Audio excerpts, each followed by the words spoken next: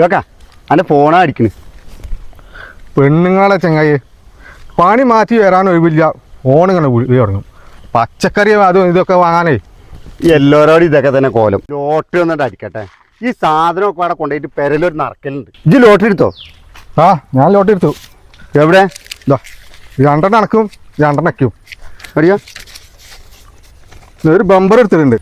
Okay, ഈ lottery എടുത്ത കാര്യം നാട്ടുകാരോടും വീട്ടുകാരോടും ഇങ്ങനെ പറയാൻ നിൽക്കണ്ട കേട്ടോ. ഒന്നാം സമ്മാനം എങ്ങനെ അടിച്ചാലേ ഉണ്ടാതെ വീട്ടിൽ പാത്തിരുന്നോണം.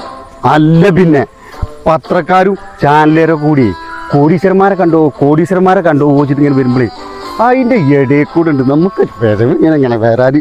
നമുക്കിങ്ങനെ തോന്നും ബമ്പർ അടിച്ചെണ്ണെന്ന് എല്ലാവരോടും ഇങ്ങനെ പറയാൻ. പക്ഷെ പറയരുത് കേട്ടോ. കുറച്ച് ദിവസേ ഒരു പണിക്കും പോവില്ല, ഒരു ഉറുപ്പ്യ വീട്ടിൽ കൊടുക്കൂല. ആഹാ, കോടീശ്വരന്മാരെ വീട്ടുകാരിങ്ങനെ കുറ്റം പറയുന്നത് നമുക്കിങ്ങനെ ഇരുന്ന് കേൾക്കണം. കടം ചോദിച്ചിട്ട് ചേരാത്ത ചങ്ങായിമാരുണ്ടല്ലോ, ഓലെ ഒന്ന് നോട്ട് ചെയ്ത് വെച്ചോളൂ. ചെങ്ങായിമാർ മാത്രമല്ല കുടുംബക്കാര് ബന്ധുക്കളൊക്കെ പ്രത്യേകം നോട്ട് ചെയ്തോളുണ്ട്.